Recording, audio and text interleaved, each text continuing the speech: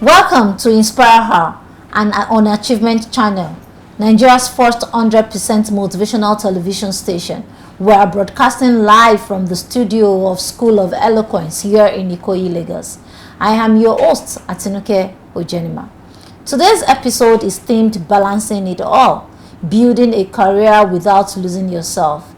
It's all about how women can strive for professional excellence while staying true to their identity, purpose, and well-being. I'm thrilled to welcome our inspiring guests for today, two incredible women who have walked the path, faced the pressures, and are here to share wisdom from both their professional and personal journeys.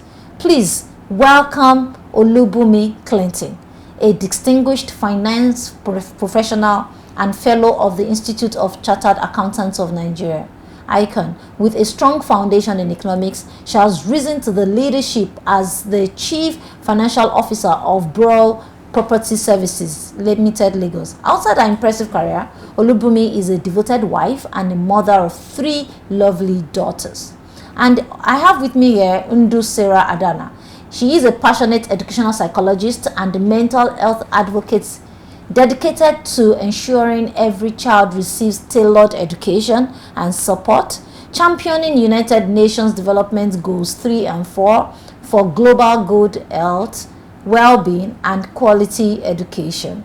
Welcome to InspireHER. So Olubunmi, as a CFO and a mother of 3 daughters, how have you managed to maintain your personal identity while rising to such a demanding leadership role?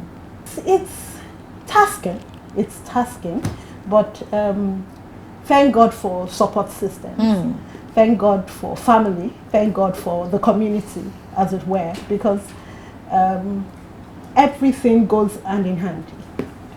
If you have to do everything, you want to drive to school, drop off children, pick them up, this and that, you would kill yourself practically. But if there's a support system, you can hire a driver. You can get someone to stay at home, a nanny, maybe a nanny, maybe a sister, somebody that you can call and say, okay, you're at home, my daughter can be dropped at home, and you know that you can rest your head, wherever you are doing something. She's secure. You even to the security of my daughter's school, you just be friendly. You're friendly to them. They would have a sense of responsibility to look out for your child. So the support system is really, really key. So that has helped you to maintain your personal identity, as in you identifying with your own self to say, okay, yes, this is Olubunmi, right? Yeah, and I know that support system is very critical, because when we are certain and sure that there are people we trust, who can do some certain things for you, it helps you to be able to relax and keep your head to say, okay, yes, everything is... Be at peace and, get into your work and know that, okay, all is settled. So that helped you in navigating even in your career, in my career, and to the top notch where you're a leader in your company.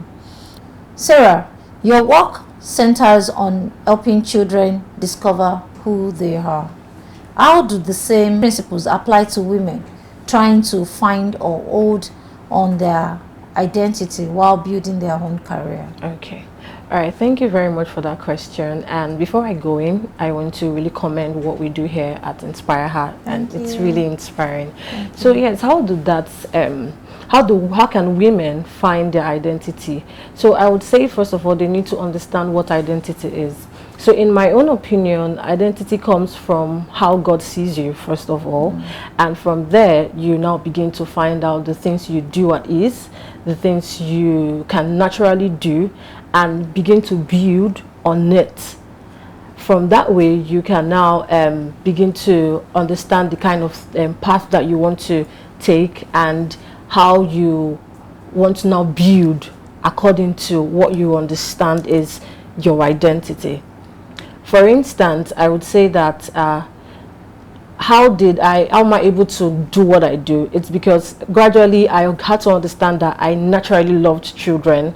Yes, I naturally loved education, schooling. So from there, I began to now build on my career and build an identity around that. So yeah. Awesome. And because I think that the identity, personal identity, I think is very not only fundamental but also foundational to our life expressions and even navigating life all through. Sarah, you believe every child learns in their own unique way. How can women in their workplace discover and embrace their own professional style, instead of trying to fit into someone else's mold? Oh, thank you. I would say that it's natural for people to want to wear a mask that is not theirs. It's natural for people to want to have an identity that is not theirs. So if you've been able to understand who you are and know your identity, in that way you can now apply into your work mode. So for instance, in the professional style, how do you communicate? How are you able to, are you resilient enough? Can you take a certain role? Can you do this? Can you do that? So by the time you know that this is kind of things you can do and begin to work on it to improve it and become better, not because probably you have a manager who knows how to be resilient or who knows how to work under pressure, you now begin to put yourself under pressure because you have a manager who works under pressure. Know your strengths. Know what you can do, know how you can do it, and in that way you would.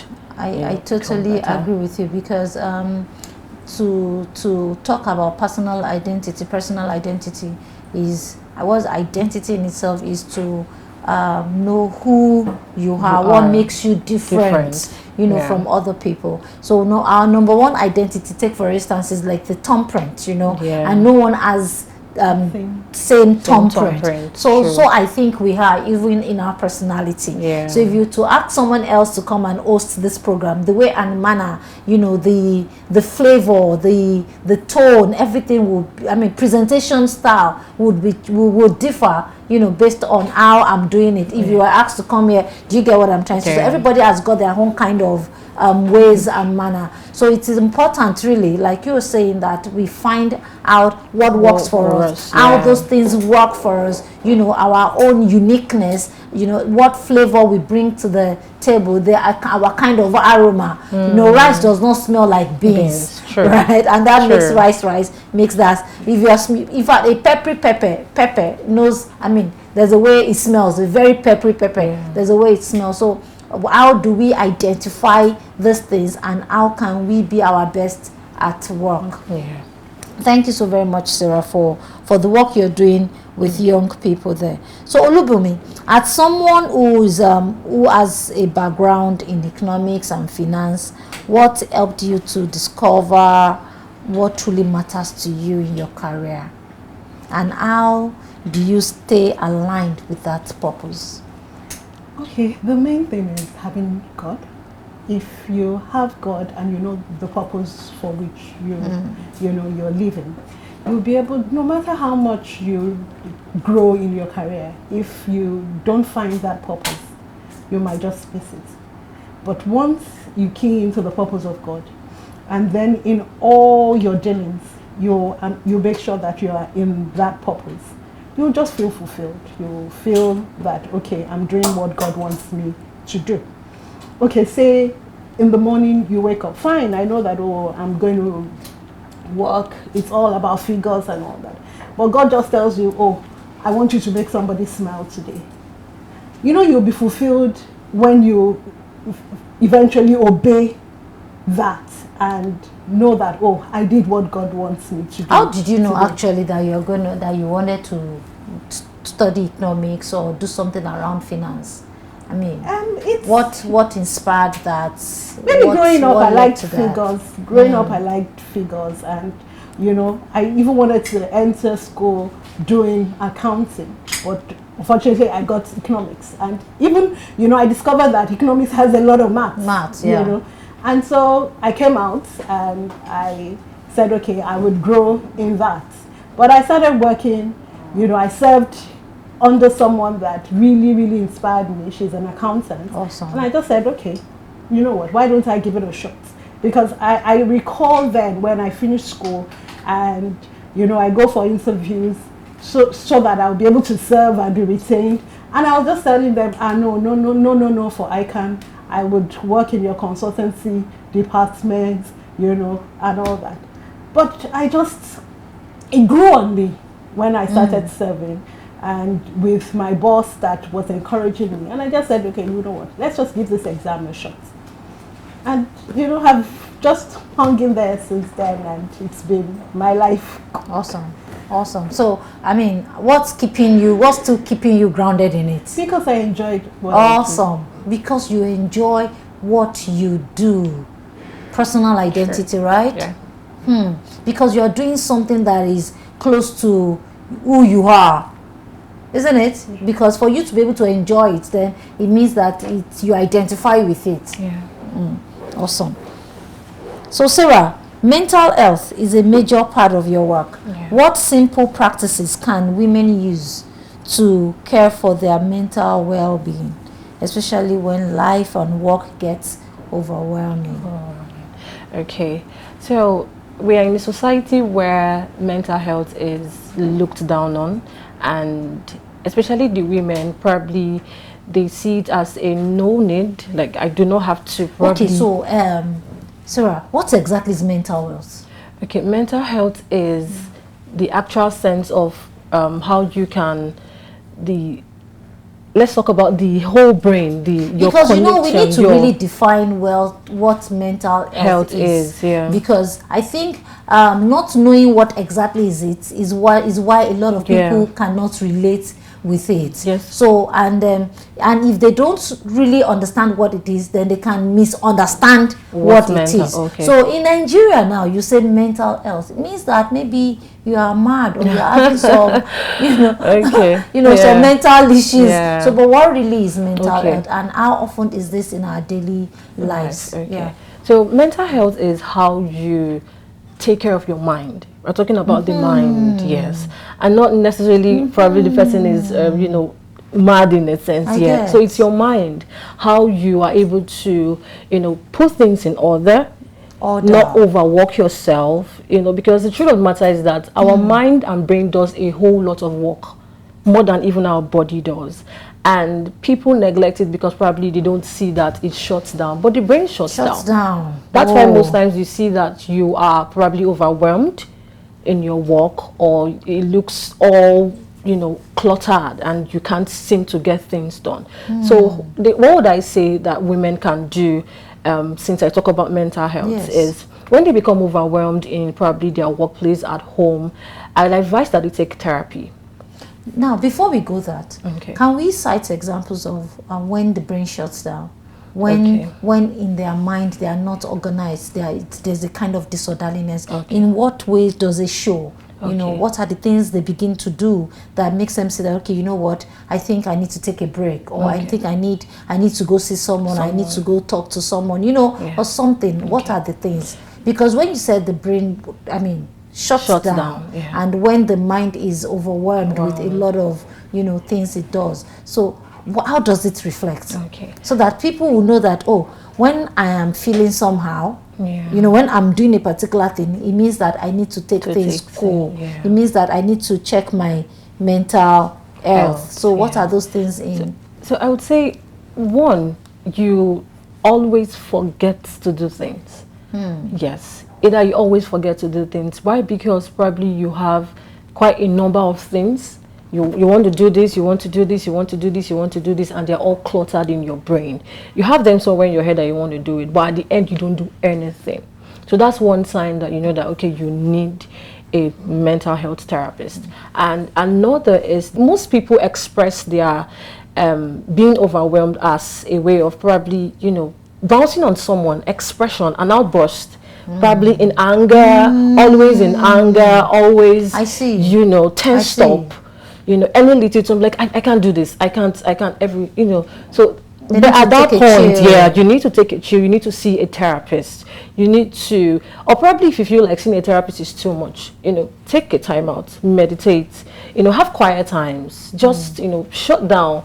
Most times, social media, you need to just, take the break from social media and, reflect on yourself. Take deep meditations on, how to put things in order, declutter yourself. A lot of things together most times can, make things over, especially being a woman, being a wife, being a mom, being a boss in your workplace, being a church leader, being whatever you might find yourself doing as a woman. Most times it can be overwhelming, but in situations like that, it's best that they take time out to meditate, Awesome.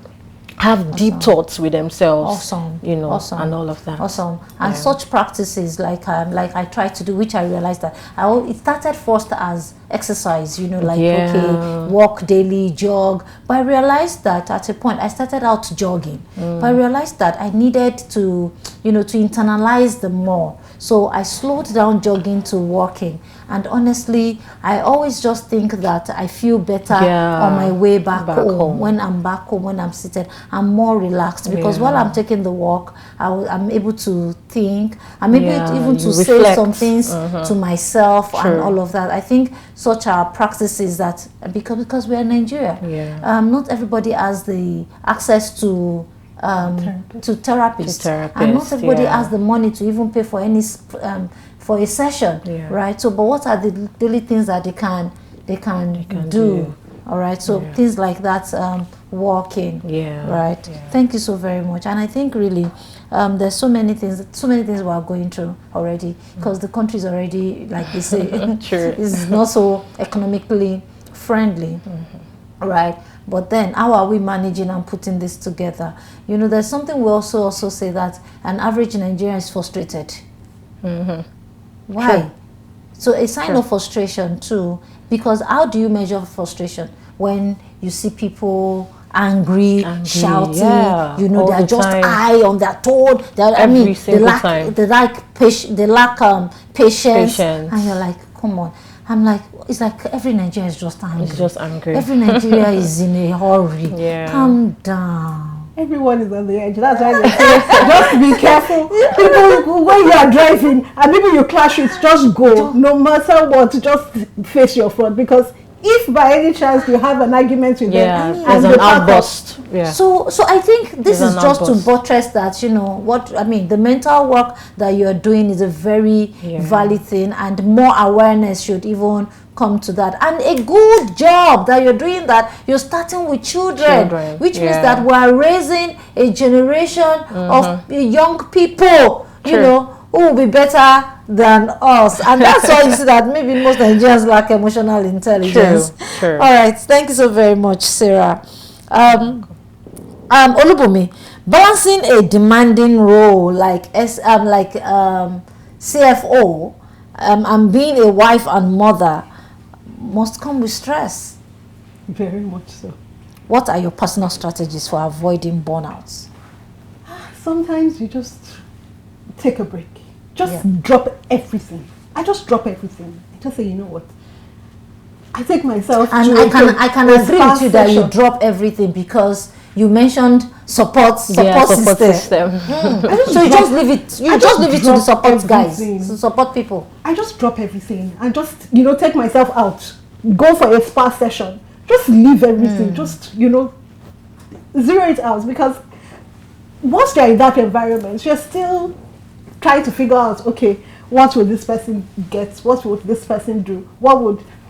You just want to leave. You just want to be outside of that, and you don't want to get to the level where you want to burn out. So you just you block everybody out. Because so in your particular case, what do? You take yourself out? I just take myself maybe for a spa session. And some people say they like shopping. I don't do that. Yeah. It involves a lot of money. No wonder CFO. But to some other women, they tell you therapeutic for them to shop. Yeah. They just go out shopping. That is very therapeutic for them. And some say cleaning the house. Anything that works for you. True. Anything that works for you. But me, I just blank out, drop everything.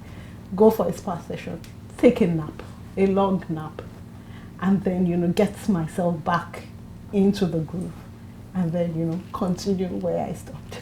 You know, this question reminds me also, because I have 4 children too, and and you know, like I had them like back to back, so like 4 children at a point were all toddlers. You know, and I'm, you know, thinking back now, I'm like, oh, I really enjoyed when they go to school.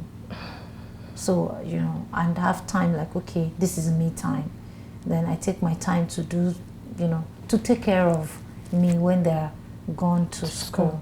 So, I mean, what you said is, because also, not everybody can also afford to go to a spa. Right, depending on what. As I say, what works for you. What works for them. You know, I with my children, I have 4 years between them, because, you know, I don't want to be pregnant, carry one, and you're dragging another. It just affects me in one way. You know, I used to say that before I got married. I just like, no, just work for me.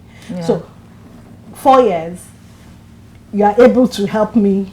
I can send you an errand. I get.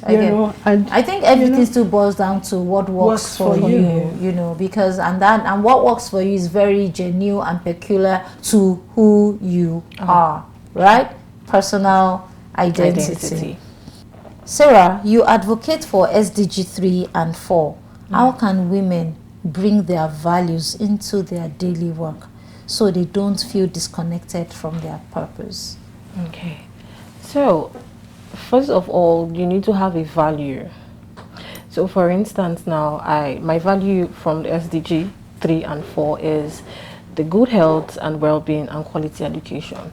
So what that means is that whatever I do in my daily base, whatever decision I try to make, I make sure that I impute my value system with the SDG 3 and 4 into my daily activities or my work life.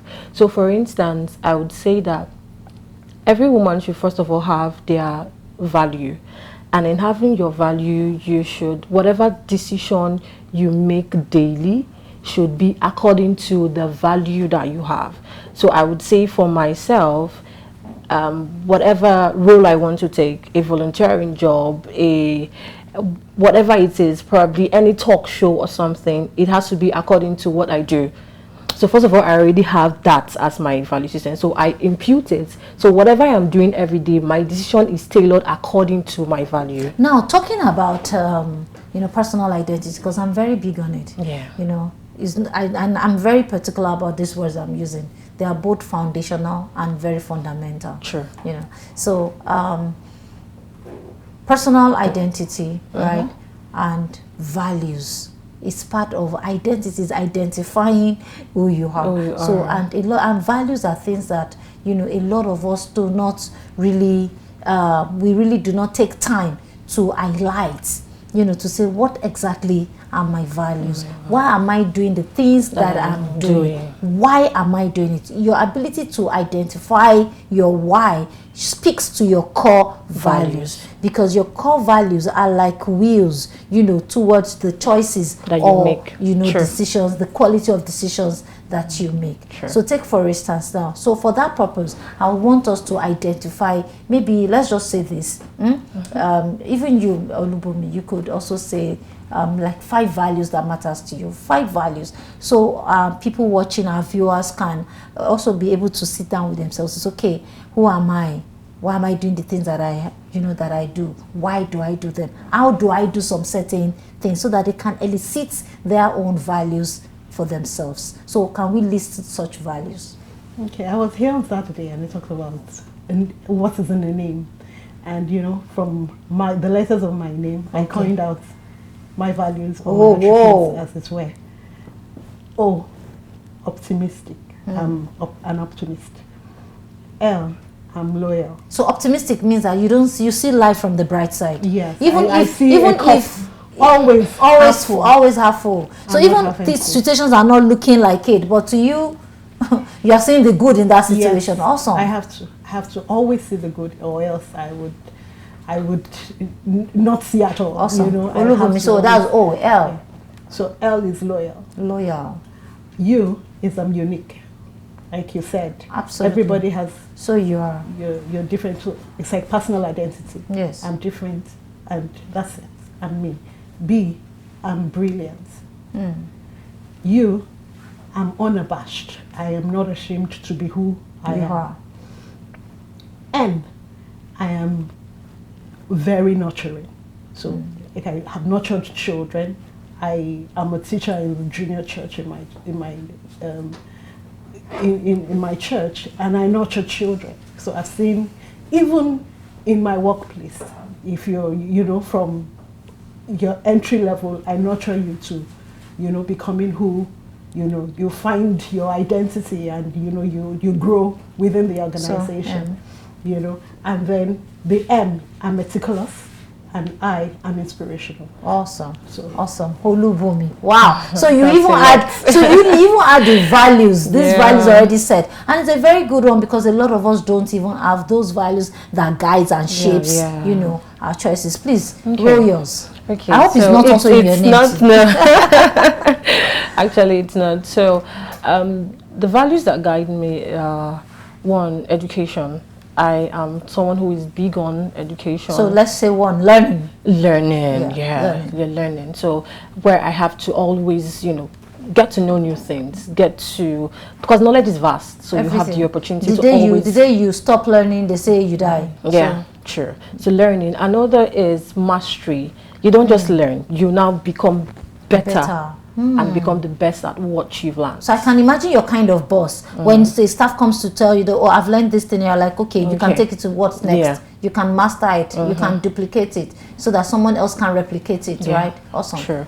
Another is eloquence. So it's a flow whereby you learn, you master it, and when you are able to give out all you've learned, it's good enough. You can communicate it properly. Communication. Yes, so you are big on people expressing themselves. Expressing themselves. Well, should I say, let's go with that 3. Awesome. Yes, Thank you let's so go very with much. that 3. So right now we'll go on a very short break, and we'll be right back.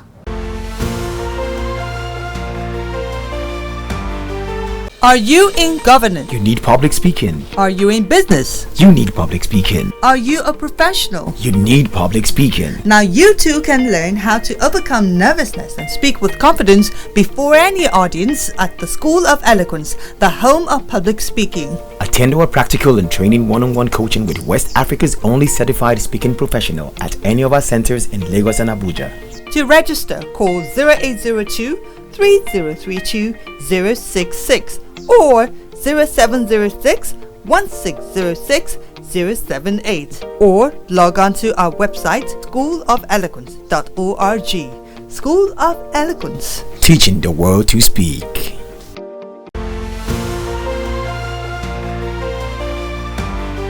Welcome back, and thank you for for the contributions that we've had. I'm picking it up from there. Olubunmi, I would want to ask, what keeps you fulfilled on your job? What is keeping you fulfilled?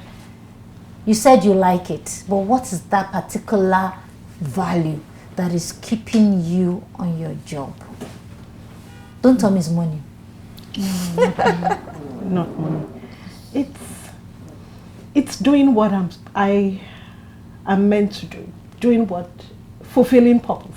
Maybe I should say that, fulfilling God's purpose. So in my office, I didn't start as a CFO. I started from being a finance manager. And during this time, I've seen people come, work in my organization, and I've nurtured them to be finance managers. I've nurtured them to be, to grow. And you see them eye up there, and you're just fulfilled that, oh, I was part of this person's growth. That is fulfilling. That is fulfilling. Wow, even at work. So what else gets you fulfilled outside your work, outside job title? Outside my work is my work for God, and knowing that, I'm pleasing Him. Sarah, you talked about building a global support system for children. How can women build their own support circles at work, at home, or in their communities? Okay, so It's natural for women not to, let's be realistic, women most times do not want to support themselves. Yeah. Probably due to and that's why we're talking about how they can build their support circle. Yeah, what we do here in InspireHER is actually building a support circle. Yes, true. Because this now we are, supporting and, encouraging women out there to not just, become the societal status quo of being a woman, but, becoming better, at it. So I would say that, first of all, the thing that you can do to begin building a support system is become a problem solver. So, for instance, what we do here is we are solving problems that most women face. So if you can have a solution to a problem, for instance, most women have some things that they might go through. Let's say, for instance, let me take mental health as an issue, as a problem. So I am building a mental health community for women, or let's say I'm building a mental health community for parents to help their children. So in that way, I'm solving the problem of mental health, ignorance or being ignorant about it. So I have a solution to their problem. So gradually I'm, letting them realize that this is a problem and I have a solution to it. Gradually I get to, have conversations with them one-on-one, support them and, love them, get to even hear them talk, have real conversations, listen, not just what it is for you. Awesome. But awesome. Not just what it is for you, and that not what you can get from them, but also what you can give. And you can only know what to give when you listen. Awesome. True. Awesome. Thank you. Olubunmi, you've mentioned, from my first question, you mentioned support system. Like, if not for the people around me, I wouldn't have risen to the leadership, role that I am now in my organization. And so I want to ask you this question now. As having a strong support system, family, friends, mentors, played a role in your success, apparently. So now, how can women be intentional about building those relationships? How can they deliberately say, okay, I want to have people around me, I want to surround myself with people who can support me? And also, from what Sarah also said, from also what people they too can support. Okay, first of all, choosing someone to when you want to get married, you have to choose someone that believes in you. Choose someone that is not intimidated by what you would become. So my husband encourages me. He just, lodges me on to be better than, what I am, to improve myself, to just, go out there and be me, Other than that, you need to have an open mind. You need to be friendly. It says if you want to be friends, you have to show yourself friendly. You need to, have a smile. You just don't have to be uptight. Number one, if I hear you very well now, number one is what? Choose who would encourage you. An encourager. Someone who believes in you, who would encourage you, right? Yeah. Then number two is be open, show yourself to be friendly. Right? Be friendly. Show that you're welcoming, right? Awesome. Like I said, even to the security man in my child's school, just smile, greet them every day. They have a sense of responsibility for your child. Your child is, they will say, where are you going? I'll tell your mom, that kind of a thing. And so you just file that. So when we mention support system now, it doesn't necessarily have to be mentors, coaches, pastors, parents, siblings. What you're saying now that, hey, even gatesmen in my children's school. Awesome. My status has anybody, anybody can, be your support, or you can follow anybody. Don't think don't use your ego to say, oh, this person is below me, this person is too small. I recall a story in the Bible where it was a house help that told Naaman to go and seek help. What if Naaman had that ego and say, what do you mean? How can, this girl tell me this? So everybody, plays a part in, nurturing and making you who you want to be. And so that support system, you have to make sure that everybody is entangled with you. Even, my children's friends, I can call, she would say, oh, mommy, we've closed. You're still at work, right? Okay, I'll go to this person's house. With that, you become friends with the parents. That, of course, you wouldn't have been friends with in the first place. So. Thank you. So there are so many expectations on women. Now, this is for both of you. Okay. There are so many expectations on women to be perfect at work, at home, and in between. So what has helped each one of you to stay strong and true to yourself in spite of this societal pressure? What has helped you to stay true to yourself despite, societal pressure? Well, I would say nobody is perfect. There's still going to be, something you're not doing. And then you can't kill yourself. You have to just give your best, in doing whatever you do. So, first of all, you make sure that expectations of people, as it were, you be true to yourself. You can't, because people expect me to do this, then I'll kill myself to do it. No.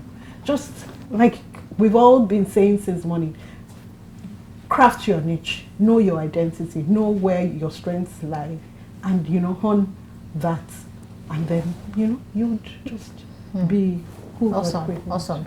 Okay, so what has kept me going is the fact that I have a goal, I have a vision, I have a mandate, my values, and a support system, like she has been talking about. So because the society has a status quo for women, so society expect that the best that should come out of a woman is to probably just be a wife, have children, or most times they don't even want you to be out there and take global opportunities, probably because you are a woman.